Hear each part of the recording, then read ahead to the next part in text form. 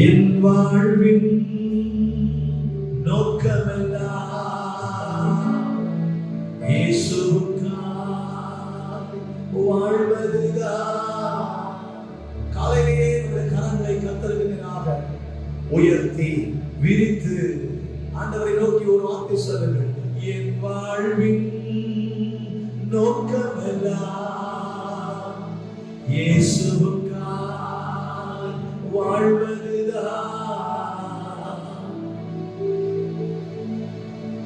தன்னுடைய ஊழியத்தின் பாதையில ஆண்டவர் இயேசு ஒவ்வொரு நாளும் தேவ சித்தம் நிறைவேற என்னையும் ஒப்படைக்கிறே, தேவ சத்தம் என்னுள்ளம் பலமாக துணிக்குதே. தேவ சித்தம், தேவ சித்தம், என்னை அனுப்பின பிதாவின் சித்தம், அது ஒன்றே இயேசுவின் காதுகளில் கேட்ட சத்தம். இன்னைக்கு நம்முடைய காதுகளில் கேட்க வேண்டிய ஒரு சத்தம் தேவ சித்தம். தேவ சித்தத்தை செய்கிறேனா? தேவனுடைய சித்தத்தை நிறைவேற்றுகிறேனா? தேவனுடைய சித்தத்தை என் வாழ்க்கையில ஒவ்வொரு நாளும் அறிந்து அதை நோக்கி பயணிக்கிறேனா? தேவ சித்தம், இதுவே நம் காதுகளில் கேட்க வேண்டிய சத்தம். தேவ சித்தம், அது ஒன்றே நம்முடைய காதுகளில் கேட்க வேண்டிய சத்தம். அதை நோக்கி பயணிக்க கர்த்தர் நமக்கு உதவி செய்வாராக. தேவ சித்தம் நிறைவேற என்னையும் ஒப்படைக்கிறேன், தேவ சத்தம் என்னுள்ளம் பலமாக துணிக்குதே, தேவ சித்தம் நிறைவேற என்னையும் ஒப்படைக்கிறேன், தேவ சத்தம் என்னுள்ளம் பலமாக கையை உயர்த்தி ஒருவரை சொல்லுங்க. தேவ சித்தம் நிறைவேற என்னையும் ஒப்படைக்கிறேன், தேவ சத்தம் என்னுள்ளம் பலமாக துணிக்குதே. எங்கள் எஜமானனே, ஒவ்வொரு நாளும் தேவ சித்தம், தேவ சித்தம், தேவ சித்தம் என்று அந்த சித்தத்தை நிறைவேற்ற ஒரே நோக்கத்தோடு வாழ்ந்த இயேசு ராஜா அதே நோக்கத்தோடு தேவ சித்தமே அன்றாடம் எங்கள் காதுகளில் கேட்க வேண்டிய சத்தம், அதுவே எங்கள் நோக்கம். அந்த நோக்கத்தோடு பயணிக்க கிருபைதான். ஆவியானவரை இந்த நாளிலே பலிபீடத்தில் வைத்து இந்த வியாகுல வியாழன், the Maundy Thursday, இந்த வியாகுல வியாழன், இப்படிப்பட்ட ஒரு மாலை வேளையில் தேவ சித்தத்தை நிறைவேற்றிக் கொண்டிருந்தீங்களப்பா. இப்பொழுது என்னுடைய வேலை வந்துவிட்டதுன்னு சொன்னீங்களே. பல சந்தர்ப்பங்களில் என் வேலை வரவில்லை, என் வேலை வரவில்லை என்று சொன்ன ஆண்டவர் இயேசு சீஷர்களோடு பந்தி இருந்து அப்பத்தை புசித்து திராட்சரசத்தை பானம் பண்ணி ஸ்தோத்திர பாட்டை பாடிவிட்டு ஒலிவமலைக்கு சென்று யூதாசினால் காட்டி கொடுக்கப்பட்ட போது இப்பொழுது என்னுடைய வேலை வந்துவிட்டது, my time has come, என் வேலை இன்னும் வரவில்லை, என் வேலை இன்னும் வரவில்லை என்று சொன்ன இயேசு இப்பொழுது வேலை வந்துவிட்டது என்று அதற்காக அந்த வேலைக்காக தன்னை அர்ப்பணித்தது போல இந்த வியாழக்கிழமை எங்களை அர்ப்பணிக்கிறோம், உடைய சித்தம் செய்ய அர்ப்பணிக்கிறோம். ரெண்டு கைகளை உயர்த்தி ஆவியானவரே, எங்கள் வாழ்க்கையில, எங்கள் குடும்பத்துல, எங்கள் பிள்ளைங்க வாழ்க்கையில, எங்கள் தொழில, அன்றாட வாழ்க்கையில, படிப்புல, சகல காரியங்களும் உங்களுடைய சித்தம் நிறைவேற எங்களை ஒப்புக் கொடுக்கிறோம். அதை நோக்கி பயணிக்க கிருபைதான். உடைய சித்தத்தை நாங்கள் செய்து முடித்தோம் என்கிற நிச்சயத்தோடு எங்கள் ஓட்டத்தை முடிக்க உதவி செய்யும். இந்த நாமம் மகிமைப்படுவதாக. இயேசுவின் நாமத்தில் வேண்டுகிறோம் பிதாவே. ஆமென். உட்காருவோம்.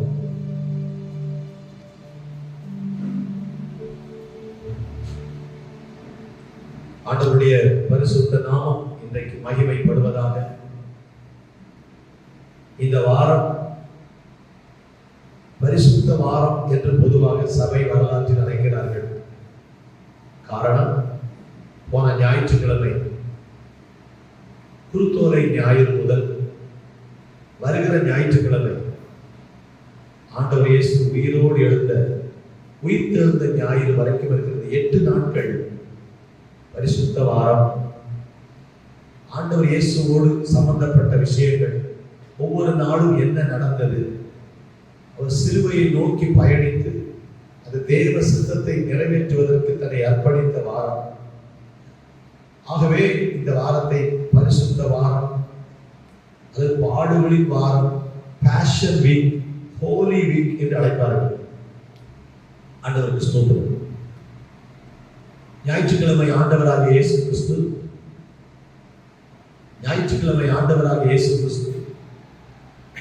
அவர் கழுதையில பவனியாய் சென்று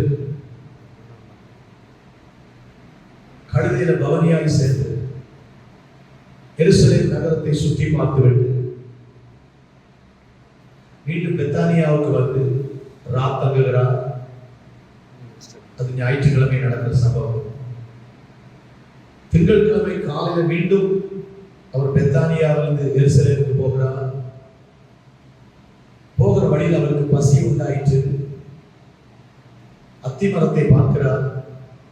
அதுல இலைகள் இருக்கின்றன, காய்கள் இல்லை.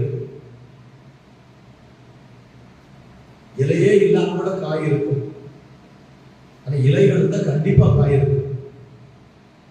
காய்கள் இருப்பது போல தோற்றமளித்தது. அது இஸ்ரவேல் ஜனங்களுடைய மாய்மாலத்தை குறிக்கிற ஒரு காரியமாக அதை சபிக்கிறார்.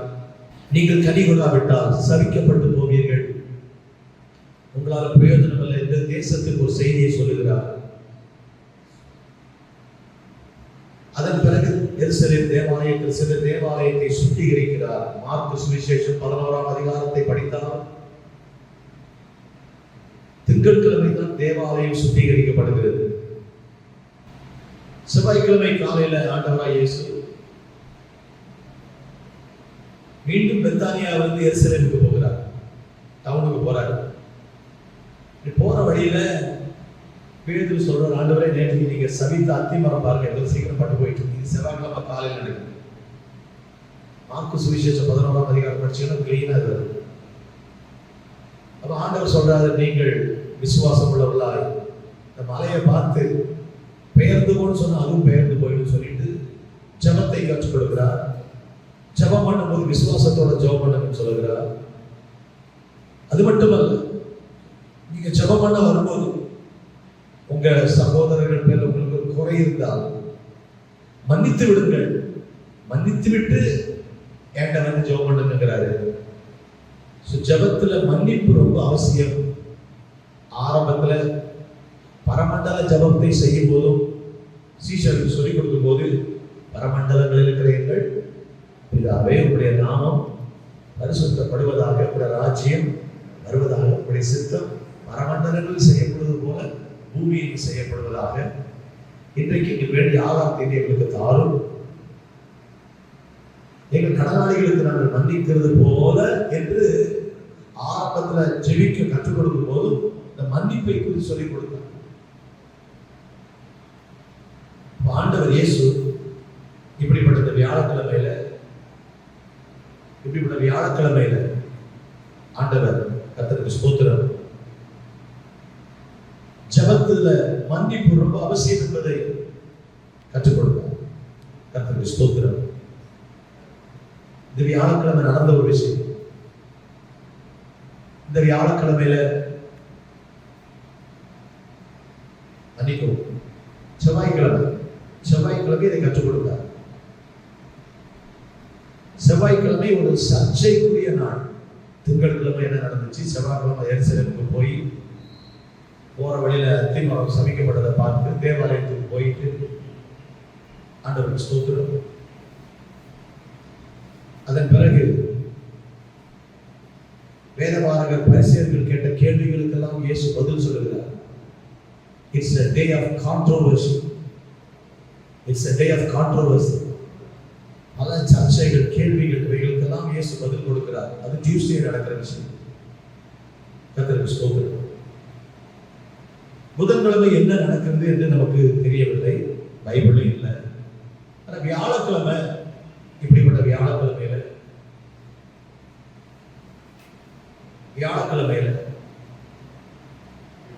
சீஷர்களோட இயேசு பந்தி இருப்பதற்கு, பஸ்காவை ஆசரிப்பதற்கு எங்கே நாம் ஆயத்தப்படுத்துகிறீர்கள், எங்கே நாம் புசிக்க வேண்டும் என்று போதகர் கேட்கிறார் என்று அந்த பட்டணத்துக்குள்ள போய் கேளுங்க என்கிறார். ஒரு வீட்டில் ஆயத்தப்படுத்துகிறார். நாமே கேட்கலாம். கர்த்தருக்கு ஸ்தோத்திரம். வியாழக்கிழமை நடக்கிறது என்ன? காலையிலே இயேசு தம்முடைய சீஷர்கள் 2 பேரை அழைத்து, நீங்கள் நகரத்துல உள்ள போங்க, ஒரு மனுஷன் தண்ணீர் குடம் சுமந்து கொண்டு வருவான். அவன் எந்த வீட்டுக்குள்ள போறானோ அந்த வீட்டுக்குள்ள நீங்க பின்னால போங்க. பின்னால போய் அந்த கேளுங்க, போதகர் பஸ்காவை ஆசரிக்க விரும்புகிறார், எங்கே அப்படின்னு கேளுங்க. அவன் என்ன செய்வான்? உங்களை இப்படி மேல் வீட்டுக்கு கூட்டிக் கொண்டு போய் கம்பளங்கள் விரித்திருக்கிற ஒரு அருமையான ரூமை காண்பிப்பார். அங்கே நமக்கு பஸ்காவை புசிக்க ஆயத்தம் பண்ணுங்களுக்கு ஆண்டவர் சொல்லிக் கொடுக்கும். சீஷர்கள் அப்படியே போகிறார்கள். நடக்க போறதுனால அட்வான்ஸா சொல்றாரு. ஊருக்குள்ள போங்க, ஒரு ஆள் தண்ணி குடம் தூக்கிட்டு வருவாரு. அவர் எந்த வீட்டுக்குள்ள போறாரு? எத்தனை பேர் தண்ணி குடம் தூக்கிட்டு வருவாங்க? எத்தனை பேர் தண்ணி குடம் தூக்கிட்டு வருவாங்க? ஆண்டவர் அடையாளத்தை சொல்லுகிறார். அவள் அப்படியே சென்று பார்க்கிறார்கள். அனுப்பப்பட்டவர்கள் இயேசு சொன்னபடியே கண்டார்கள். கைவிட்டு அல்ல சொல்லுங்க. நம்ம ஆண்டவர் சொல்றத நம்பினால், ஆண்டவர் சொன்னதை நம்பினா, அவர் என்ன சொல்றாரோ அதை அப்படியே நம்முடைய கண்கள் பார்க்கும். இப்படி பார்ப்பீங்கன்னா அப்படி பார்ப்பீங்க, இப்படி இருக்கும்னா அப்படி இருக்கும். ஒரு கழுதை குட்டியோடு கட்டி இருக்க காண்பீர்கள் அப்படிங்கிறார். குருத்தோலை ஞாயிற்கு முன்னால் அப்படியே பார்க்கலாம். ஒரு கழுதையும் குட்டியும் கட்டி இருக்க. நடக்க போறது அவர் மனிதர்கள் பார்க்க முடியாததை பார்க்கிறவர். அப்படியே அனுப்பப்பட்டவர்கள் அப்படியே கண்டார்கள். இன்றைக்கும் கர்த்தருடைய வார்த்தையை நாம் அப்படியே விசுவாசித்தால் அவர் சொன்னபடியே நமக்கு செய்வார். அதுல சந்தேகமே இல்லை. ஒரு ஆமை கேட்கலாமா?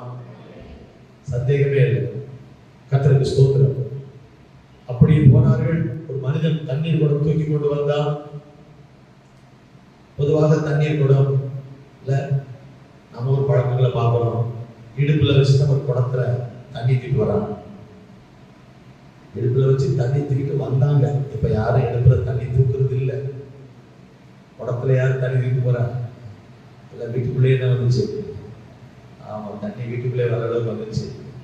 எல்லா இடம் குடத்துல தண்ணி தூக்குறதுலாம் ஒண்ணுமே இல்லை. அந்த காலத்துல குடத்துல தண்ணி தூக்குறது நாமே கொஞ்சம் வருஷங்களுக்கு முன்னால கிணத்துல போய் தண்ணி எடுத்து வரணும். எங்க அம்மா நிறைய சர்ச்சஸ்ல போய், அவங்க சோசியல் ஒர்க்கு தான். எங்க அம்மா நிறைய நாள் சபைகள் தான் இருப்பாங்க. நான் தான் வீட்டில் இருக்கேன். நானே காலையில கிணத்துக்கு போய் தண்ணி எடுத்துட்டு, அங்கே பொதுவாகவே தண்ணி எடுக்கிறதுக்கு ஒரு ஒரு வாளிப்பாங்க, பக்கெட் மாதிரி போட்டு வச்சிருப்பாங்க. சில கிணத்துல சிலருக்கு நம்ம கொண்டு போய் தண்ணி எடுக்கணும். சில கிணத்துல வச்சிருப்பாங்க. அதில் இறக்கி நம்ம தண்ணி எடுத்துட்டு நம்ம குடத்துல தண்ணி ஊற்றிட்டு பக்கெட்ல தூக்கிட்டு வரும். குடத்துல எடுத்துட்டு வர்றத நம்ம குடும்பங்களில் பார்த்துருக்கோம். நான் 11ஆம் வகுப்பு படிக்கும் போது ஒரு குடம் தண்ணிக்கு 3 பைசா ஒரு பாட்டியம்மாவுக்கு உதவி செய்தேன். ஒரு நாளைக்கு 5 குடம் தண்ணி எடுத்து கொடுப்பேன். அப்போ தோல் மேலே தான் தூக்கி போவோம். ஒரு குடம் தண்ணியை எடுத்து தோல் மேலே வச்சு அந்த அம்மாவுக்கு கொடுப்போம். 3 பைசா ஒரு குடம்.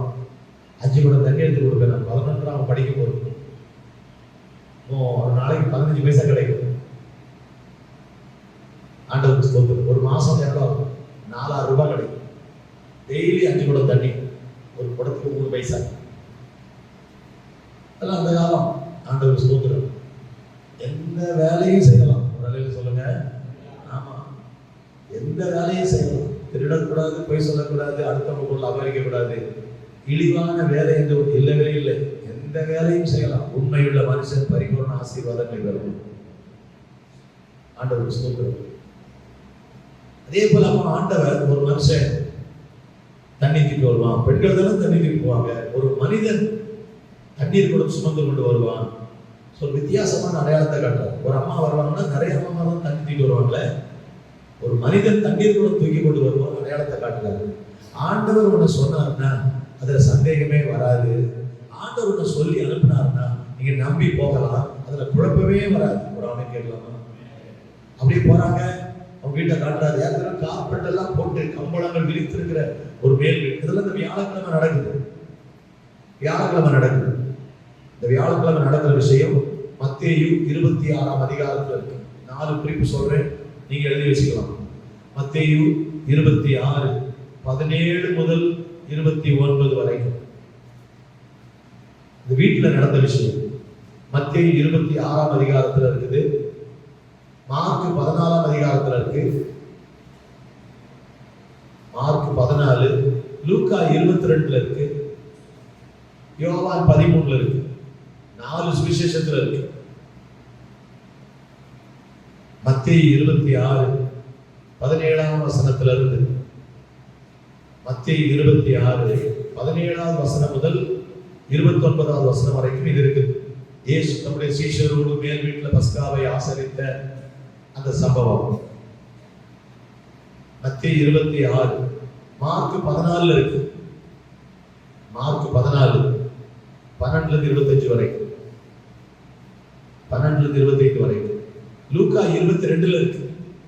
லூக்கா 22 7 to 22. லூக்கா 22ஆம் அதிகாரம் 7ஆம் வசனம் முதல் 22ஆம் வசனம் வரைக்கும். 4வது யோவான் சுவிசேஷம் 13ஆம் அதிகாரத்துல இருக்கு. யோவான் 13. இந்த சம்பவம் மத்தேயு, மார்க், லூக்கா, யோவான் 4 சுவிசேஷத்துல இருக்கு. வியாழக்கிழமை என்ன நடந்தது? இன்றைக்கு இந்த வியாழக்கிழமை என்ன நடந்தது? காலையிலேயே இயேசு சீஷர்களை எங்க அனுப்புறாரு? எதுல? நகரத்துக்குள்ள போங்க. ஒரு மனுஷன் தண்ணி குடம் தூக்கிட்டு வருவான். அவன் எந்த வீட்டுக்குள்ள போறானோ அந்த வீட்டுக்குள்ள நீங்க போங்க. அவங்களுக்கு அந்த வீட்டு எஜமான பார்த்து கேளுங்க, போதகர் பஸ்காவை புசிக்க ஆசையா இருக்கிறார், எங்கே இடம் எங்க ரெடி பண்ணிருக்கீங்களான்னு கேட்ட உடனே அந்த மனுஷன் எப்படி ஒரு வசதியான மனுஷனா இருக்குன்னு நினைக்கிறேன்.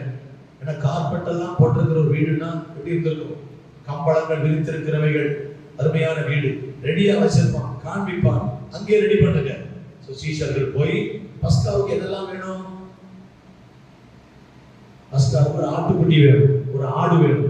இவங்க 12 பேர், இயேசுவோட சேர்த்து 13 பேர். பஸ்காவுக்கு என்னெல்லாம் தேவை? பஸ்காவில் என்னெல்லாம் புசிச்சாங்க பழைய ஏற்பாட்டுல? பஸ்காவுக்கு மாம்சம் இல்லையா? ஆட்டுக்குட்டியை கொன்று அந்த ரத்தத்தை வாச நிலைக்காரங்களை பூசினாங்க. அந்த மாம்சத்தை நெருப்பினால சுட்டு சாப்பிட்டாங்க வீட்டுக்குள்ள இருந்தவங்க. அது மட்டும் இல்ல, கசப்பான கீரையோட, அது மட்டும் இல்ல, புளிப்பில்லாத அப்பத்தோட, இதுக்கு தண்ணி எல்லாமே ரெடி பண்ணணும். 12 பேர் சாப்பிடுறதுக்கு இதெல்லாம் ரெடி பண்ணணும். காலையில போய் சீஷர்கள் அந்த 2 பேர் அனுப்புறாருல, அவங்க மத்தியானம் வரைக்கும் எல்லாம் ரெடி பண்றாங்க அந்த வீட்டுல பஸ்காவுக்கு. ஒரு வீட்டுக்கு விருந்தாளி வந்தா எப்படி நம்ம ரெடி பண்றோம் அதை மாதிரி. அது எதற்கு அடையாளம்? இயேசு இப்படி சிலுவையில் அடிக்கப்பட போகிறார், இயேசு நமக்காக தன் ஜீவனை கொடுக்க போகிறார் என்பதற்காக. It was a meal. அது அவங்க ஒரு ஃபெலோஷிப் மீல். எல்லாரும் மத்தியானம் சாப்பாட்டுக்கு உட்கார்ற மாதிரி மத்தியானம் எல்லாரும் உட்கார்ந்து இருக்கிற நேரத்துல, உங்க இயற்கையா சாப்பிட்டு இருக்கிற நேரத்துல இடையில தான் இதை ஆண்டவர் செய்யறாரு. அந்த பஸ்கா என்பது அவங்க எல்லாரும் சாப்பிட்டு கொண்டிருக்கிற வேலையில, லஞ்ச் சாப்பிடுற மாதிரி சாப்பிடுற வேலையில இடையில எழுப்பிதான் இந்த மாம்சத்தை, இந்த ரத்தத்தை சொல்லி திராட்சரசத்தை கொடுக்கிறாரு. அது இடையில நடக்கிற விஷயம். காமன் மீல், எல்லாரும் பொதுவாக ஒரு ஐக்கியமாக சாப்பிடுகிற நேரம். அதுலதான் இயேசு இடையில எழுந்து, யோவான்ல படிச்சீங்கன்னா அவர் தன்னுடைய அறையில ஒரு துணியை கட்டிக்கொண்டு, ஒரு டவலை கட்டிக்கொண்டு சீஷர்கள் கால்களை கழுவ தொடங்கினார். இது யோவான் 13. யோவான்ல தான் அவர் விளக்கமா இருக்கு. இயேசு கிறிஸ்து அதன் பிறகு கால்களெல்லாம் கழுவின பிறகு கழுவவும் துடைக்கவும் தொடங்கினார். அதன் பிறகு அவர்கள் சாப்பிட்டுட்டே இருக்கிறாங்க. சாப்பிட்டுட்டு இருக்க நேரத்துல அப்பத்தை எடுத்து சீஷர் கையில கொடுத்து ஆசீர்வதித்து, இதை வாங்கி புசியுங்கள், இது உங்களுக்காக பிற்கப்படுவது என்னுடைய சரீரம். அப்புறம் திராட்சரசத்தை கையில கொடுத்து, இது உங்களுக்காக சிந்தப்படுகிற என்னுடைய புது உடன்படிக்கை ரத்தம். என்னை நினைவு கூறும்படி இதை செய்யுங்கள், நான் வருமளவும் இதை செய்யுங்கள். இயேசு சபைக்கு கொடுத்த 2 பிரதான கட்டளைகள், ஒன்று ஞானஸ்நானம் கொடுங்கள், இன்னொன்று என்னை நினைவு கூறும்படி இந்த ராபோஜனத்தை ஆசரியுங்கள். சபைக்கு ஆண்டவர் செய்ய வேண்டும் என்று கொடுத்த 2 பெரிய கட்டளைகள், 2 sacraments. ஆண்டவர் இயேசு எல்லாரோட சேர்ந்து புசிக்கிறாரு. புசிச்சுட்டு நீங்க 26ஆம் அதிகாரம், மத்தேயு 26, மார்க் 14, லூக்கா 22 எல்லாம் படிச்சீங்கன்னா, அவர்கள் ஸ்தோத்திர பாட்டை பாடின பின்பு, படிக்கிறீங்களா? 26, 30, மத்தேயு 26, 30, மத்தேயு 26, 30. அவர்கள் ஸ்தோத்திர பாட்டை பாடின பின்பு ஒலிவ மலைக்கு புறப்பட்டு போனார்கள். மத்தேயு 26, 30. ஒலிவ மலைக்கு போறாங்க. அந்த டவுன்ல இருந்து ஆல்மோஸ்ட் 1 கிலோமீட்டர் தூரம். 1 கிலோமீட்டர் எவ்வளவு தூரம் வச்சுக்கலாம்? இங்க இருந்து நம்ம கவர்மெண்ட் ஹாஸ்பிட்டல் தூரம் வச்சுக்கலாம், இல்லைன்னா ரயில்வே ஸ்டேஷன் வச்சுக்கலாம். நம்ம குறுக்க போனா இங்க இருந்து ரயில்வே ஸ்டேஷன் தூரம். ஒலிவ மலை, ஒலிவ மலைக்கு போனாங்க. ஒலிவ மலையினுடைய சரிவுல, அந்த சாய்வுல, அடிவாரத்தில் இருக்கிற தோட்டம் தான் கெத்செமனே தோட்டம். மலையினுடைய அடிவாரத்தில் மலை இருக்கு, கீழே நம்ம மலைப்பாளையம் சொல்றோம் ஊரை, பக்கத்துல இருக்கிற ஊர். அந்த சாய்வுல இருக்கக்கூடிய இந்த மலைகள்லாம் பார்த்தீங்கன்னா, ஊட்டி கொடைக்கானல் போனீங்கன்னா, அந்த மலை அடிவாரத்தில் டீ எஸ்டேட், ஒரே டீ பிளான்டேஷன், டீ செடியெல்லாம் இருக்கும். அது மாதிரி அந்த சாய்வுல, மலையினுடைய சாய்வுல, ஒலிவ மலையினுடைய அடிவாரத்தில் இருந்த தோட்டம் தான் கெத்செமனே தோட்டம். அங்க இயேசு அடிக்கடி போவது வழக்கம். அங்கே போகிறார். இது எப்போ நடக்கு? சாயந்தரம் ஒரு 6 மணி 7 மணிக்கு மேல நடக்கும், வியாழக்கிழமை. அங்கே போய் ஜெபம் பண்ணுகிறார். ஒரு ஸ்தோத்திர பாட்டை பாடிட்டு போறாங்க. எந்த நேரத்துல ஸ்தோத்திர பாட்டு பாடுறாங்க? இயேசுவுக்கு என்ன நடக்க போகுதுன்னு தெரியும். ஒரு ஆமென் சொல்லுங்க. நமக்கு ஒண்ணுமே தெரியல, அதனால கர்த்தரை நான் எக்காலத்திலும் ஸ்தோத்திரிப்பேன். அவர் துதி, அவருக்கு என்ன நடக்கும் தெரியுது. யூதாஸ் வரப்போறான். அவன் ஏற்கனவே பந்தியை விட்டு எழுப்பி போயிட்டான். யூதாஸ் வரப்போறான், தன்னை காட்டி கொடுக்க போறான், அவரை பிடிக்க போறாங்க, அரெஸ்ட் பண்ண போறாங்க. எல்லாம் அவருக்கு தெரிகிறது. தெரிந்தும் ஸ்தோத்திர பாட்டை பாடினார்கள். உங்க சித்தம் இல்லாம எதுவும் நடக்காத ஆண்டவரே, உங்க அனுமதி இல்லாம எதுவும் வராதப்பா, எது நடந்தாலும் உமக்கு ஸ்தோத்திரம். மலையில சொல்லாமா? என்ன நடந்தாலும் நன்றி ஐயா, யார் கைவிட்டாலும் நன்றி ஐயா. என்ன நடந்தாலும், என்ன நடந்தாலும் நன்றி ஐயா, கைகளை உயர்த்தி, யார் கைவிட்டாலும் நன்றி ஐயா. ஏற்கனவே சொன்னாரு, நான் போற இடத்துக்கு நீ வர முடியாது, நீ பிறகு வருவேங்கிறாரு பேதுரு கிட்ட. இல்ல, நான் உங்க கூட மரிக்க வேண்டியதானாலும், என் உயிரை கொடுக்க வேண்டியதானாலும் உங்களுக்காக கொடுப்பேன். நீயா எனக்காக உயிரை கொடுக்க போற? நீ என்ன செய்ய போற? சேவல் 2 தடவை கூவுறதுக்கு முன்னால நீ என்ன 3 தடவை மறுதலிக்க போற பேதுருவே அப்படின்னாரு.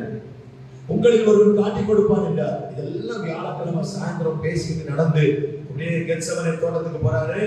சீஷர்ல பார்த்து சொல்றாரு, நீங்கள் இங்கே தங்கி ஜெபம் பண்ணுங்க, என் இருதயம் ரொம்ப வியாகுலமா இருக்கு, நான் அந்த பக்கமே ஜெபம் பண்ண போறேன்ட்டு ஒரு கல்லெறி தூரம், இன்னொரு கல்லை தூக்கி போட்டா எவ்வளவு தூரம் இருக்கும்? சீஷர்கள் இங்க அவர் அந்த காணிக்கப்பட்டிக்கிட்ட வச்சுக்கிறாரு. அந்த பக்கம் அப்படி போயிட்டு அவர் ஜெபம் பண்றாரு, முழங்கால் படியிட்டு. அதெல்லாம் வியாகுலம். 3 வருஷம் கூட வச்சு இவங்களெல்லாம் வச்சிருந்தேன். ஒருத்தர் காட்டி கொடுக்க போறான், நம்ம கூடவே இருந்துகிட்டு 20-30 வெள்ளி காசு எப்படி இருந்திருக்கோம்ல, காட்டி கொடுக்க போறான். ஒருத்தர் தெரியாதுன்னு சொல்ல போறான், எல்லாரும் ஓட போறாங்க. இவங்க இருந்தா எனக்கு பாதுகாப்புன்னு இயேசு நினைச்சாரா? இல்ல, இவங்க எல்லாம் இருந்தா எனக்கு பாதுகாப்புன்னு நினைக்கல. ஆனா அவன் நிலைமையை யோசிக்கிறார். அவர் போய் வியாகுலப்பட்டு, பைபிள்ல போட்டிருக்கு, அவர் மிகவும் வியாகுலப்பட்டு அதிக ஊக்கத்தோட ஜெபம் பண்ணினார். அங்க இந்த பக்கம் ஒரே தூக்கம். அவர் முதல் முறை ஜெபம், பிதாவே இந்த பாத்திரம் என்னை விட்டு நீங்க கூடுமானால் நீங்கும்படி செய்யும், ஆகிலும் என் சித்தமல்ல உம் சித்தம் நாதா தருகிறேன் உம் கையிலே அப்படி பாடுறோம்ல. உங்க சித்தம்னு ஒப்பு கொடுக்கிறார். ஜெபத்துல வந்து பாக்குறாரு, ஒரே தூக்குப்பா, 1 மணி நேரமா ஜெபம் பண்ணக்கூடாதாங்கிறார். ஜெபம் பண்ணதான் நினைக்கிறோம், முடியல. கன நித்திரை. கெத்சமனேல 2 அனுபவம் இருக்கு. ஒன்று இயேசுவின் அனுபவம், இன்னொன்று சீஷர்கள் அனுபவம். கெத்சமனேல இருந்து கொண்டு நீங்க இயேசுவை போல இருக்கலாம், சீஷர்கள் போல இருக்கலாம், தூக்கி வளைந்த சீஷனாக இருக்கலாம், ஊக்கமாய் ஜெபித்த இயேசு போல இருக்கலாம். நீங்க யாரை போல இருக்க விரும்புகிறீர்கள்? அதுதான் கேள்வி. இயேசு அவ்வளவு வேதனையிலையும் ஜெபிக்கிறார். எந்த வேதனை வந்தாலும் நம்மளால ஜெபம் பண்ண முடியும். இன்னும் சில நிமிஷத்துல வரப்போறான், காட்டி கொடுக்க போறான். அதனால இயேசு ஜெபம் பண்றாரு. நமக்கு சின்ன கஷ்டம், சின்ன ஒரு வேதனை, சின்ன ஒரு வருத்தம் வந்துட்டா ஜெபத்தை நிறுத்திடுறோம், ஆலயத்தை நிறுத்திடுறோம், ஆண்டவரை விட்டு விலகிடுறோம், அந்த உற்சாகம் போயிருது. இயேசு பாருங்க, வரப்போறான், காட்டி கொடுக்க போறான், ஒருத்தன் ஓட போறான். ஆனால் அவர் ஊக்கத்தோட ஜெபம் பண்ணினான். அழகா எந்த நிலையிலும் ஜெப ஆவியை இழந்து விடக்கூடாது. இந்த வியாழக்கிழமை வியாகுல வியாழன் அப்படி எழுதி வச்சுக்கலாம். நீங்க வியாகுல வியாழன், மாண்டி தேர்ஸ்டே, வியாகுல வியாழன். இந்த வியாகுல வியாழன்ல எந்த நிலையிலும் என் ஜெப ஆவி அணைந்து போக கூடாது. கைதட்டலாம் ஆண்டவருக்கு. என் ஜெப ஆவி அணைந்து போக கூடாது, என் ஜெப ஆவியை இழந்துட கூடாது. இந்த வியாழக்கிழமை ஆண்டவர் கற்றுக் கொடுக்கிற பாடம். இரண்டாவது வந்து பாக்குறாரு, ஜெபம் பண்ணிட்டு அவங்க தூக்கத்திலே தான் இருக்காங்க, ஜெபம் பண்ணக்கூடாதாங்கிறார். மூணாவது ஜெபம் பண்ணிட்டு வர்றாரு, அப்பவும் தூங்குறான். அவர் சொல்றாரு, இனி வேணா நீங்க ரெஸ்ட் எடுங்க, இதோ என்னை காட்டி கொடுக்கிறவன் வந்து விட்டான். யூதாஸ் வந்தா. யூதாஸ் போர் வீரர் வந்த உடனே இங்க சீஷர்கள், ஆண்டவரே வெட்டுவோமா அடிப்போமா அப்படிங்கிறாங்க. ஆண்டவர் ஸ்தோத்திரம். இயேசுவில் கை போட்டு பிடித்தார்கள். 49ஆம் வசனம், 50ஆம் வசனம், சிநேகிதனே என்னத்திற்காக வந்திருக்கிறாய் என்று கேட்டார். இயேசுவில் கை போட்டு அவரை பிடித்தார்கள். அப்பொழுது இயேசுவோடு இருந்தவர்கள் ஒருவன் கை நீட்டி தன் பட்டயத்தை உருவி 26:51 பிரதான ஆசாரியனுடைய வேலைக்காரனை காதர வெட்டினான். ஆண்டவர் ஸ்தோத்திரம். கவனிங்க, அப்ப அவங்களுக்கும் அந்த நேரத்துல மாம்சீகத்துல வருது, என்ன நம்ம ஆண்டவர் நம்ம தலைவர் மேல கை வச்சிட்டாங்களே, நம்ம தலைவர் மேல கை வச்சிட்டாங்களே மாதிரி அந்த வைராக்கிய மாம்ச வைராக்கியத்துல அவங்க உடனே பட்டயத்தால அதுல பொருள் போட்டது பேதுரு தான், பீட்டர் தான், பிரதான ஆசாரியனுடைய வேலைக்காரனை வலது காதல வெட்டினான். ஆண்டவருக்கு ஸ்தோத்திரம். ஆனா சொல்றாங்க, பட்டயத்தை போட்டு கீழே போட்டு பட்டயத்தை எடுக்கிறவங்க பட்டயத்தை அனுபவம். இதெல்லாம் நடந்தா நான் எப்படி தேவ சித்தத்தை நிறைவேற்றுறது? தேவ சித்தத்தை நிறைவேற்ற குறுக்க நிக்காது. ஆண்டவருக்கு ஸ்தோத்திரம். நீங்க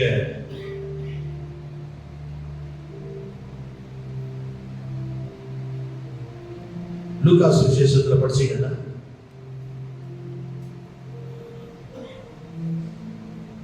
38:22-38 அதற்கு ஆண்டவரே இதோ இங்க 2 பட்டயம் இருக்கிறது என்றார்கள். அவர் போதும் என்றார்.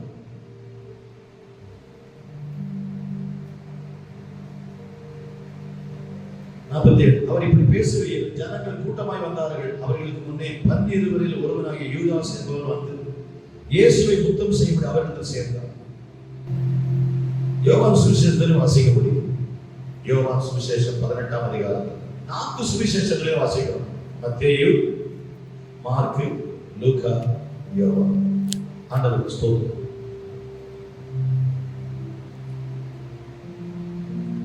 நீங்க லூக்கா சுவிசேஷம் 22:37 படிக்கலாம். அக்கிரமக்காரரில் ஒருவனாக எண்ணப்பட்டார் என்று எழுதியிருக்கிற வாக்கியம் என்னிடத்தில் நிறைவேற வேண்டியது என்று உங்களுக்கு சொல்லுகிறேன். என்னை பற்றிய காரியங்கள் முடிவு பெறும் காலம் வந்திருக்கு. என்னை பத்தி சொன்னதெல்லாம் எல்லாம் நிறைவேறக்கூடிய காலம் வந்திருக்கு. என் வாழ்க்கையில நடக்கிறது எல்லாமே ஏற்கனவே சொல்லப்பட்டது, அதுதான் நிறைவேறுது. நீங்க ஆச்சரியப்படாதீங்க. என்னை பற்றிய காரியங்கள் முடிவு பெறும் காலம், வேலை. யோவான் சுவிசேஷத்துல அவங்களுக்கு திராட்சரசம் இல்ல அப்படின்னு மரியாள் சொன்ன, என் வேலை இன்னும் வரலன்னு. அவருடைய வேலை வராததுனால ஒருத்தர் அவங்களை கை போட முடியல. தேவனுடைய சித்தத்தை நாம் நிறைவேற்றி முடிக்கிற வரைக்கும் நம்மளை யாரும் அழிக்க முடியாது. சொல்லலாம், நம்ம மேல கர்த்தருக்கு ஒரு சித்தம் இருக்கு, உங்க மேல ஒரு சித்தம் இருக்கு. அதை நிறைவேற்றி முடிக்கிற வரைக்கும் யார் எத்தனை பேர் வந்தாலும் நம்ம மேல ஒண்ணுமே கை போட முடியாது, நம்மள தடுக்க முடியாது, அழிக்க முடியாது. என் வேலை வரவில்லை சொன்னார் பல பகுதிகளில். இப்ப ஆண்டவரே சொல்றாரு, என்னை பற்றிய காரியங்கள் முடிவு பெறும் காலம் வந்திருக்கிறது. எல்லாம் என்ன பற்றி சொன்னதுனால நிறைவேற போகுது. Jesus was very clear what was happening. தன் வாழ்க்கையில் என்ன நடக்குது என்பதை தெளிவாக அறிந்திருந்தார். அப்ப இயேசுவை பிடிக்கிறாங்க. இயேசுவை கெத்செமனே தோட்டத்தில் யூதாஸ் காட்டி கொடுக்கிறான். இயேசுவை பிடிக்கிறார்கள், அவரை கொண்டு போகிறார்கள். சீஷர்கள் ஓடி போனார்கள். 6 இடத்துல இயேசு விசாரிக்கப்பட்டார். நீங்க யோவான் சுவிசேஷத்துக்கு வாங்க, 18ஆம் அதிகாரம். யோவான் 18ஆம் அதிகாரம் 12ஆம் வசனம். அப்பொழுது போர்ச்சேவகரும் 1000 போர்ச்சேவகருக்கு தலைவரும், பெரிய ஆள்பாரு, 100 பேருக்கு தலைவர்னா ஒரு பேர், 1000 போர்ச்சேவகருக்கு தலைவர், யூதருடைய ஊழியக்காரர் இயேசுவை பிடித்து அவரை கட்டி, நம்பர் 1, முதலாவது அந்த வார்த்தை பாருங்க, முதலாவது அவரை அன்னா என்பவரிடத்துக்கு கொண்டு போனார்கள்.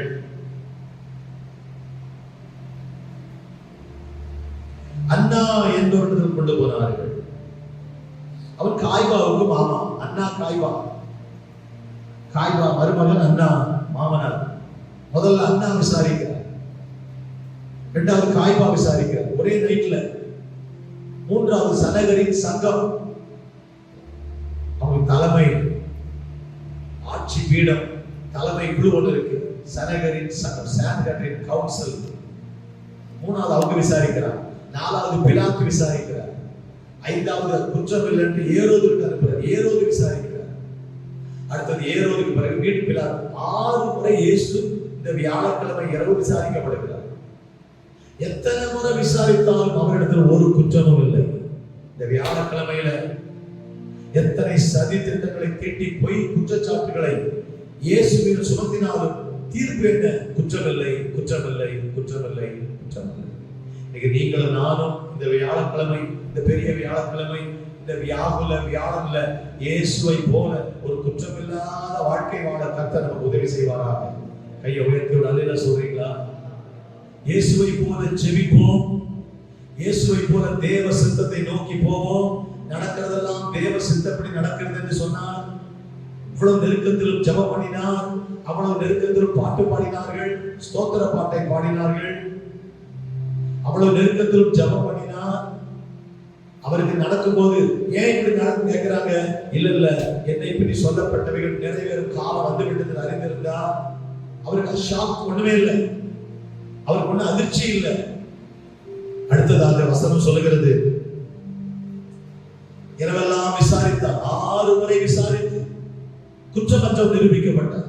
இந்த வியாழக்கிழமை நம்ம கற்றுக் கொடுக்கிற பாடம், இந்த உலகத்தில் ஒரு குற்றமற்ற ஒரு வாழ்க்கை வாழ கர்த்தர் உதவி செய்வாராக. வலதுகையை உயர்த்தி, ஆண்டவரே, இந்த பெரிய வியாழன் குற்றமற்றவன் நிரூபிக்கப்பட்டது போல, நீங்க குற்றமற்றவர் நிரூபிக்கப்பட்டது போல எங்க வாழ்க்கையில் எங்களை சுற்றி இருக்கிற மக்கள் எங்களிடத்தில் ஒரு குற்றமும் சொல்லக்கூடாத அளவுக்கு நாங்கள் குற்றமற்றவர்கள் என்று வாழ ஐயா எங்களுக்கு கிருபை தாங்கப்பா.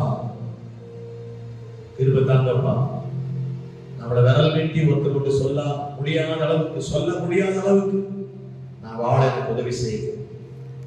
6 முறை விசாரிக்கப்பட்டார் நைட் எல்லாம். அதுதான் இந்த வியாழக்கிழமை நடந்த விஷயம்.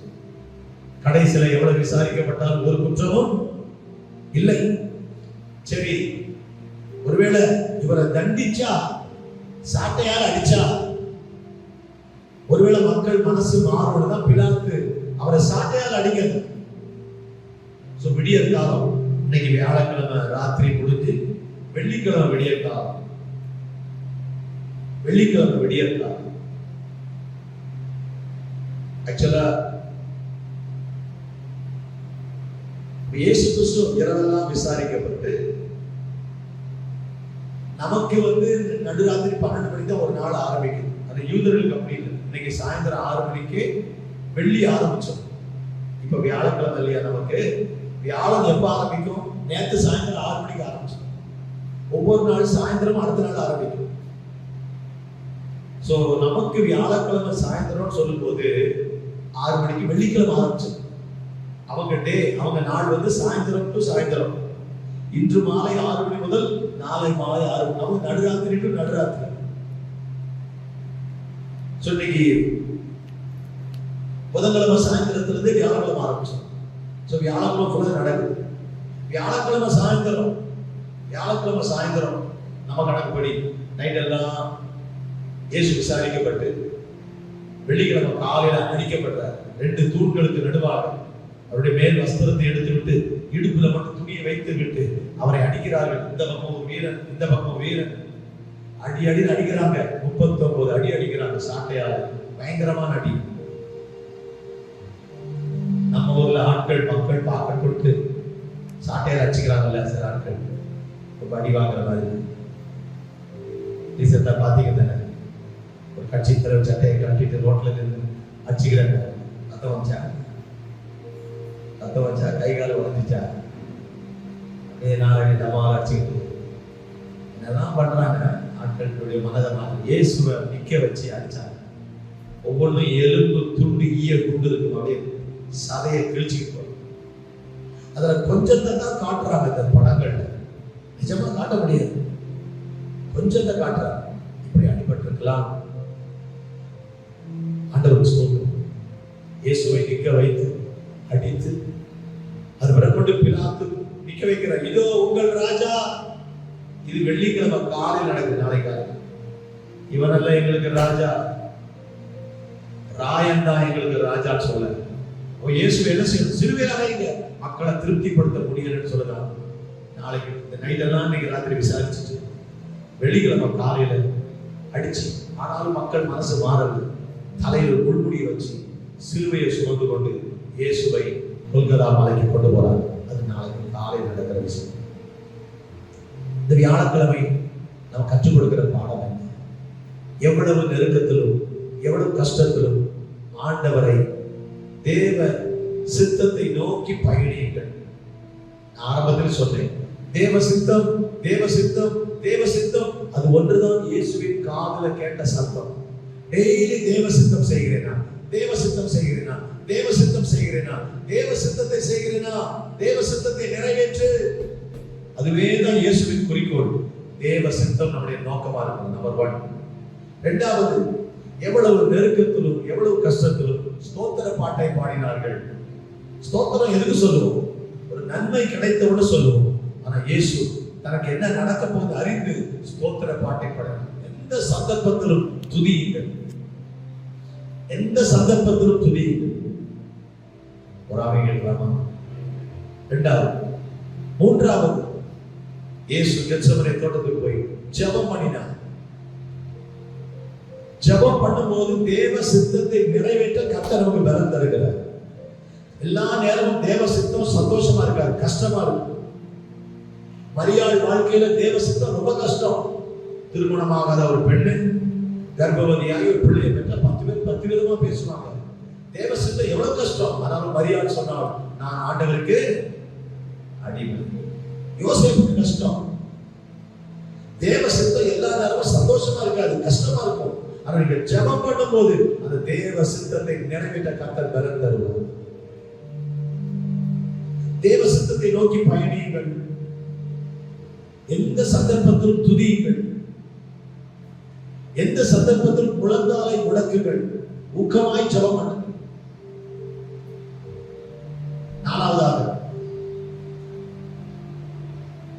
பற்றிய எல்லா காரியங்களும் நிறைவேறும் காலம் வந்துவிட்டது. உங்கள் நோக்கத்தை நீங்கள் நிறைவேற்றுகிறீர்கள் என்கிற நிச்சயத்தோடு இருங்கள். திடீர்னு நடக்கல, என்ன அரஸ்ட் பண்றது என்ன பிடிக்கும் இல்ல, இதுதான் என்னை குறித்து எழுதப்பட்டது. அதை சந்தோஷமா இயேசு ஏற்றுக்கொண்டார். அது மட்டுமல்ல, இரவெல்லாம் விசாரிக்கப்பட்டு குற்றமற்றவராயிருந்தார். ராமே கேட்கலாம். பெரிய வியாழம் நடைபெற்ற சமயம் வியாகுல வியாழன். இயேசு கெத்செமனே தோட்டத்துல போய் அவர் மிகவும் வியாகுலப்பட்டு அதிக ஊக்கத்தோட ஜெபம். எவ்வளவு வியாகுலம் இருந்தாலும் அது ஜெபத்தை தடுக்க முடியாது, ஜெபத்தை தடுக்க கூடாது. ஆமென் சொல்லாம ஜெபத்துக்கு தடையாக எதை விடாதீர்கள், ஜெபத்திற்கு தடையாக எதை விடாதீர்கள். சில வேளைகளில் உற்சாகமா இருக்கும், ஜெபம் பண்ணலாம். சில உற்சாகம் இருக்காது, அதுதான் உணர்ச்சி. நம்முடைய ஃபீலிங்ஸ் சொல்றோம்ல, நம்முடைய உணர்ச்சிகள் அடிப்படையில் வாழக்கூடாது. ஒரு நாள் ஜெபம் பண்ணலாம்னு தோணும், ஒரு நாள் ஜெபம் பண்ணணும்னு தோணும், ஒரு நாள் உற்சாகமா இருக்கும், ஒரு அற்புதம் நடந்ததுன்னா ஹல்லேலூயா ஸ்தோத்திரம் சொல்லும். எதிர்பார்த்து நடக்கலன்னா நடாது, ஜெபம் பண்ணி பார்த்து கூட நடக்கலையே சோர்ந்து போயிடுவோம். சோர்வு வரும், உற்சாகம் வரும், மாறி மாறி வரும். அதன் அடிப்படையில வாழக்கூடாது, வசனத்தின் அடிப்படையில வாழணும். வசனத்தின் அடிப்படையில வாழணும். Don't live by feelings but live by faith. அப்படி எழுதிக்கணும். I should never live by feelings. உணர்ச்சியின் அடிப்படையில் வாழக்கூடாது, நான் விசுவாசத்தின் அடிப்படையில் வாழணும். என் மீட்பர் உயிரோடு இருக்கிறார். ஆமென். இந்த வியாகுல வியாழன், வியாகுல வியாழன் நம்ம கற்றுக் கொடுக்கிற பாடம் என்ன? எந்த நிலையிலும் அவரை துதியுங்கள், தேவ சித்தத்தை நோக்கி பயணியுங்கள், வாழ்க்கை நடப்பதெல்லாம் அவர் அனுமதித்தது ஏற்றுக்கொள்ளுங்கள், தைரியமாயிருங்கள். வசனம் போட்டிருக்கு, இயேசு தனக்கு நடக்க போவது என்னது அறிந்து 18:4 யோவான் 18:4 யூதாஸ் என்ன செய்கிறான்? பட்டயத்தோடும் தடிகளோடும் ஊழியக்காரரை கூட்டிக் கொண்டு பந்தங்களோடும் தீவட்டிகளோடும் ஆயுதங்களோடும் வந்தான். 18:4 இயேசு நமக்கு நேரிட போகிற எல்லாவற்றையும் அறிந்து எதிர்கொண்டு பயப்படாதிருங்கள். நல்ல சொல்லுங்க. 6வது பயப்படாதிருங்கள். தனக்கு நடக்க போகிற எல்லாவற்றையும் இயேசு அறிந்து எதிர்கொண்டு போறாரு. தேவ சித்தத்தை நிறைவேற்ற நீங்க பயப்பட வேண்டிய அவசியமே இல்லை. Never be afraid. நீங்க செய்வது கர்த்தர் சித்தம் தான். நீங்க தேவ சித்தம் தான் நிறைவேற்றுறீங்கன்னு உங்களுக்கு நிச்சயம் தான், நீங்க பயப்படவே மாட்டீங்க. ஆமென் சொல்லலாம். ஹல்லேலூயா. அது மட்டுமல்ல, அப்பொழுது வசனம் சொல்லுகிறது 10ஆம் வசனம், சீமோன் பேதுரு தன்னிடத்தில் இருந்த பட்டயத்தை உருவி பிரதான ஆசாரியருடைய வேலைக்காரனை வலது காதர வெட்டினான்.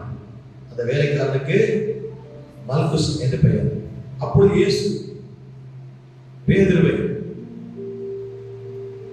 நோக்கி, உன் பட்டயத்தை உரையிலே போடு. நீங்க மற்ற ஆகமங்களை வாசித்தீங்கன்னா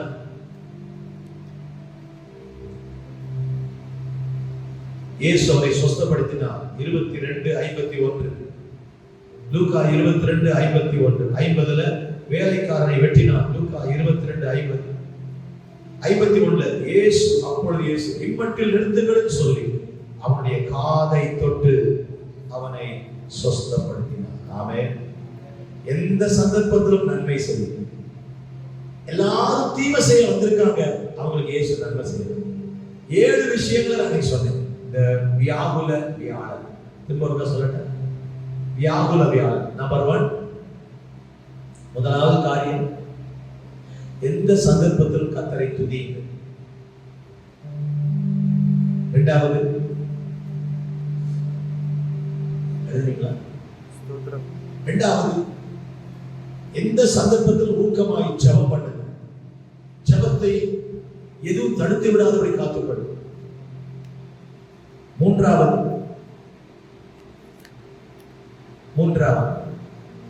தேவ சித்தப்படிதான் அனைத்தும் நடக்கிறது என்று ஏற்றுக்கொள்ளுங்கள்.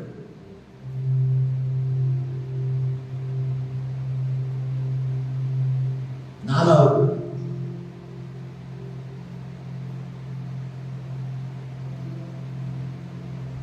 ஊக்கமாக இயேசு ஜெபித்தார் சொன்னேன். 5வது,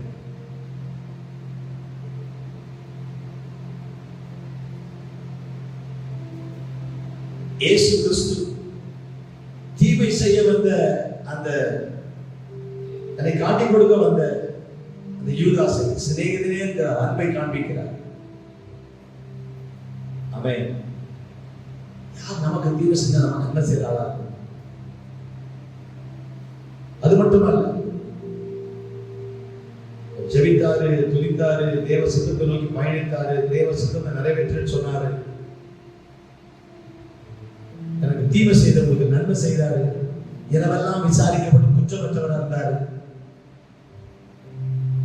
அவ்வளவு வேதனை மத்தியிலும் நன்மை செய்தார். காதை தொட்டு சொல்லவாக்கிறார். காது வெட்டுப்பட்டு கீழே கிடக்கு. அவர் ஒண்ணும் பண்ணல, அவர் கூட இருந்த மாட்டேன். அவர் சொல்றாரு, நான் பிதாவை வேண்டிக் கொண்டால் 12 லேகியோனுக்கு அதிகமான தூதர்கள் அனுப்ப மாட்டார். ஒரு லேகியோன்னு 6000, ஒரு லேகியோன்னு 6000, 12 லேகியோனுக்கு அதிகமான தூதர்கள் இறங்கிட மாட்டாங்களா? என்ன பாதுகாக்க அதெல்லாம் செய்யணும். எனக்கு தேவ சித்தம் மட்டும்தான் பாதுகாப்பு. நான் கர்த்தர் சித்தத்தில் இருக்கிறேன். ஆமென். அது ஒன்றுதான் பாதுகாப்பு. இந்த வியாகுல வியாழன் நம்ம கற்றுக் கொடுக்கிற பாடம் என்ன? இயேசுவை போல இருங்கள், குற்றமற்றவராக இருங்கள், துதித்துக் கொண்டிருங்கள், ஜெபித்துக் கொண்டிருங்கள், நன்மை செய்யுங்கள், தேவ சித்தத்தை நோக்கி பயணியுங்கள், எதை கண்டும் அதிர்ச்சி அடையாதீர்கள். நான் இருக்கிற தேவ சித்தத்தில் இருக்கிறேன், எனக்கு பயமில்லை, அனைத்தும் அவருடைய நாம மகிமைக்காக. ஒரு ஆமென் கேட்கலாமா? அப்படி இயேசு கடைசியில் தன் சிலுவையை சுமந்து அவர் கொல்கதாவை நோக்கி போனார். வியாழக்கிழமை சீஷரின் கால்களை கழுவினார்கள். இன்றைக்கு நடந்தது. எல்லாரும் எழுந்து நின்றப்பா, இந்த வேதத்திலிருந்து நாங்கள் கற்றுக்கொண்ட சத்தியங்கள், நாங்கள் தியானித்த சத்தியங்கள் எங்கள் அனுபவமாய் மாறட்டும், எங்கள் அனுபவமாய் மாறட்டும், எங்கள் அனுபவமாய் மாறட்டும், எங்கள் அனுபவமாய் மாறட்டும், எங்கள் அனுபவமாய் மாறட்டும். ஆண்டவரே, எங்கள் அனுபவமாய் மாறட்டும். பரிசுத்த ஆவியானவரே, எங்கள் அனுபவமாய் மாறட்டும். கரங்களை உயர்த்தி சொல்லுங்க. ஆவியானவரே, தேவ சித்தம் நிறைவேற எனையும் தேவ சத்தம் என்னுள்ளம் பலமாக தொனிக்குதே. கைகளை உயர்த்தி, தேவ சித்தம் நிறைவேற எனையும் ஒப்படைக்கீரே. தேவ சத்தம் என்னுள்ளம் பலமாக தொனிக்குதே. ஆண்டவரே, இந்த வியாகுல வியாழன் எங்களுக்கு கற்றுக் கொடுக்கிற சத்தியங்களுக்காய் சொல்லுங்க. இப்படிப்பட்ட ஒரு வியாழக்கிழமையில் எங்கள் ஆண்டவர் இயேசு ராஜா தேவ சித்தம், தேவ சித்தம், அந்த ஒரு சத்தம் தான் என் காதில் கேட்கிறது என்று அதை நோக்கி பயணித்தீங்களே, துதித்தீங்களே, ஜெபிச்சீங்களே. ஆண்டவரே, சத்துருவை நேசிச்சீங்களே, இரவெல்லாம் விசாரிக்கப்பட்டு குற்றமற்றவர்களா இருந்தீங்களே, எது நடந்தாலும் அதிர்ச்சி அடையாமல் தேவ சித்தத்தை அர்ப்பணித்தீங்களே, தீமை செய்தவர்களுக்கு நன்மை செய்தீங்களே. இப்படிப்பட்ட இந்த 7 குணாதிசயங்கள் வாழ்க்கையில் காணப்படுகிற அர்ப்பணிக்கிறோம். ஆளுகை ஒப்புக் கொடுக்கிறோம். தொடர்ந்து நிலைகளை நடத்துங்க. வேத வாக்கியங்கள் எல்லாம் தேவ ஆவியினாலே அருளப்பட்டிருக்கிறது. அதில் இருக்கிற சத்தியங்களை அறிந்து கொண்டு சத்தியம் என்ற வாழ்க்கையுடைய அனுபவமாய் மாறட்டும். சத்தியம் அனுபவமாய் மாறட்டும். சபை குடும்பங்கள், விசுவாசிகள், பிள்ளைகள் யாவருக்காய் ஸ்தோத்திரம். இந்த ஆராதனை பார்க்கிற அத்தனை குடும்பங்களை ஆசீர்வதி. உடைய ஆளுகை உடைய பிள்ளைகள் வாழ்க்கையில் இருப்பதா இன்னைக்கு நடக்க வேண்டிய காரியங்களை பொறுப்பெடு. உங்களுடைய நல்ல நாம் மகிமைப்படட்டும். நாளைய தின ஆராதனை, பெரிய வெள்ளிக்கிழமை ஆராதனை, நாளை மாலை பவனி, உங்க நாமம் மதுராந்தகத்துல உயர்த்தப்படுவதாக. கைகளை நல்ல தட்டி மதுராந்தக உயர்த்தப்படுவதாக, மதுராந்தகத்தில் உயர்த்தப்படுவதாக, மதுராந்தகத்தில் உயர்த்தப்படுவதாக. ஆண்டவரே, 1,00,000 டிராக்ஸ் வந்திருக்கிறோம். 1,00,000 டிராக்ஸ் இயேசுவின் நாமத்தில் 1,00,000 ஆத்துமாக்களாய் மாறட்டும். 1,00,000 ஆத்துமாக்களாய் மாறட்டும். இந்த 1,00,000 துண்டு பிரதிகளும் 1,00,000 ஆத்துமாக்களாய் மாறட்டும்.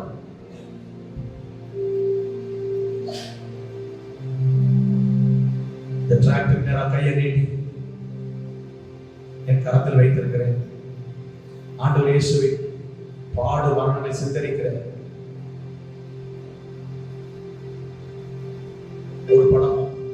ஆண்டவர் இயேசு உயிரோடு எழுந்த ஒரு படம். ஆண்டவர் 1,00,000 டிராக்ஸ் 1,00,000 ஆத்துமாக்களாய் மாறட்டும். உங்க கையில கொடுக்கப்படுகிற அந்த டிராக்டர் அப்படியே உயர்த்தி, அப்பா 1,00,000 டிராக்ஸ் 1,00,000 ஆத்துமாக்களாய் மாறட்டும் ஆண்டவரே, மாறட்டும் ஆண்டவரே, மாறட்டும் ஆண்டவரே, மாறட்டும் மாறட்டும். 1,00,000 டிராக்ஸ் 1,00,000 ஆத்துமாக்களாய் மாறட்டும். அப்படியே உயர்த்தி ஜெபம் பண்ணுங்க. கர்த்தர் 1,00,000 ஆத்துமாக்களாய் மாற்றுகிறதற்காய் ஸ்தோத்திரம் ஸ்தோத்திரம் ஸ்தோத்திரம். உமக்கே மகிமை, உமக்கே கர்த்தர். வியாழன் எவ்வளவு வியாகுலமாய் இருந்தாலும் இந்த வியாகுலங்களை மாற்றுகிற கர்த்தர் ஒருவர் இருக்கிறார் என்கிற நல்ல நற்செய்திகளுக்கு சொல்லுகிறதற்காய் ஸ்தோத்திரம். தேவனோடு இணைந்தால் எங்கள் வியாகுலங்கள் அன்று குதூகலமாய் மாறும்.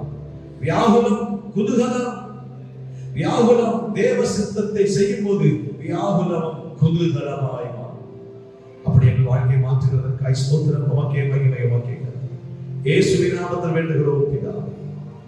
ஆமென்.